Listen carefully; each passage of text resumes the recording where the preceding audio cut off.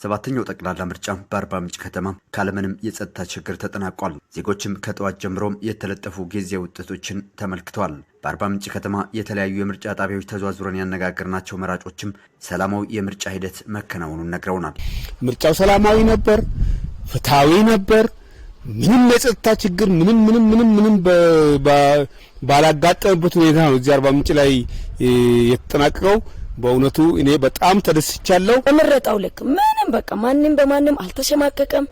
ማማ ላይ ይመጣል ብለው በቴሌ እግዚአብሔር ይመስገን ዘንድሮው ላይ ማንንም በማንንም ስጋት ላይ አላደረም። ተማሪ በደስታ መጣው። አሁን ተማሪዎች በደስታ መጥተው ምርጫ ሳያካሂዱ እኛም በዛ ልክ ጸጥታውን በኤራው ላይ ምንም በኤራው ላይ ሆነ። አሁን ጠዋት ላይ መተን ውጤት አየን። እኔ ዋዜ የደከምኩት የለፋሁት ውጤትን አይቻለሁ ብዬ ነው የሚደሰተው። ምርጫው የተጠናቀቀው በሰላማዊ ሁኔታ ነው። የጣሉትም ሰዎች ሁሉም ከህፃን ከወጣት እስከ አረጋውያን ያሉት በጥሩ ሁኔታ መጠናቀቁን ነው የተገነዘብኩት እና በጣም ደስ ብሎኛል ምርጫው። በድህረ ምርጫ ወቅት ነዋሪው ሰላሙን አስጠብቆ መቀጠል አለበት የነዋሪዎቹ አስተያየት ነው። ምርጫ ቦርድ ይፋ የሚያደርገውን ውጤት ተቀብሎም ለሀገር ልማት በጋራ መስራት ያስፈልጋልም ተብሏል። እንግዲህ አሁን ከምርጫ በኋላ መጠበቅ ያለበት ምንድነው? ማንኛውም ሁሉም ፓርቲ ተፎካክሮ ያሸነፈው አሸንፏል።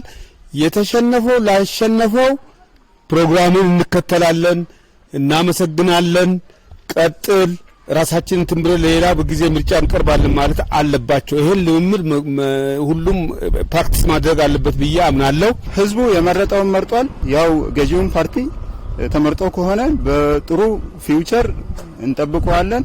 ኦፖዚሽን ፓርቲም አልፎ ከሆነ ያው ያንን በተስፋ በጸጋ ተቀብሎ ለሚቀጥለው አገራዊ አላማ ሁላችንን የበኩላችንን በሰላምና ፒስፉል በሆነ ወይ እናሳካዋለን ብዬ ገምታለሁ። በአርባ ምንጭ የምርጫ ክልል በ227ቱም የምርጫ ጣቢያዎች እንከን የለሽ ምርጫ ተደርጓል ያሉት ደግሞ የምርጫ ክልሉ ኃላፊ ታምሩ ጥበቡ ናቸው።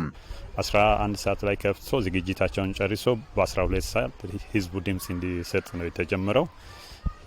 ህዝቡ በሰላማዊ መንገድ ድምጹን እየሰጠ ነበር። ረጃጅም ሰልፎች ነበሩ።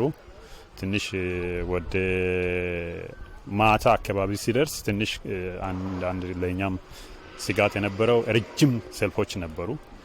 እንግዲህ ያ ህዝብ ምናልባት ድምጽ ሳይሰጥ ሰዓቱ አልቆ ሌላ ነገር ይሆናል በሚል እኛም በቪዲዮ ያነሳን ካሜራ ያነሳን ለቦርድ ሪፖርት ያደረገን ነበር። ቦርዱም ከኛ ጋር በተለያየ መንገድ ኮሙኒኬት ያደረገ ነበር፣ ሪፖርትም እየተቀበለ ነበርና በዚህ አይነት መንገድ እያለን ቦርዱ ያው ወደ 12 ሰዓት ሲቀርብ ሰዓቱ እንደተራዘመ መግለጫ ሰጥቶ ህዝቡን በደስታ እዛ ያለው እንትኖቹም ይሄ ምንድነው የእጩ ተወካዮቹም ታዛቢዎችም ሁላችንም እንትን ብለን በሰላም ነው የተጠናቀቀው። የቆጠራ ሂደቱም እስከ ረፋት ድረስ ሲከናወን መቆየቱን የገለጹት ኃላፊውም የቁሳቁስ ርክክብ ከምርጫ ጣቢያዎች ጋር መከናወኑንም አመላክተዋል።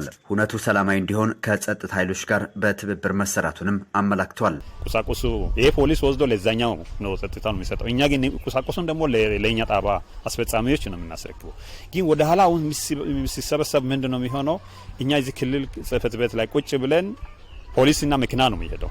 ከዛ ግን ይዞ የሚመጣ ማን ነው ብትሉ ከዛ ይዞ የሚመጣው የጣባ ኃላፊው ከፖሊስ ጋር ሆኖ ታጅቦ ይመጣል እና እዚህ ጋር ፖሊሶች አምጥቶ ልክኛ እዚህ የክልል ጽሕፈት ቤት ላይ ፖሊሶች አሉ እንደሚታዩት። እዚህ ጋር ደግሞ የሚጠብቁ ከነሱ ጥበቃ ስር ሲገቡ መኪና ይዞ ደግሞ ሌላ ለማውጣት ይወጣሉ እና በጣም በተቀናጀ በጣም በጥሩ ሁኔታ አብረን እየሰራን ነው ያለው በጸጥታ አካሉ ጋር። ምርጫው ከወትሮ በተለየ የመራጮች ቁጥር መጨመርና ለምርጫ ተነሳሽነት የታየበትም ሆኖ አልፏል።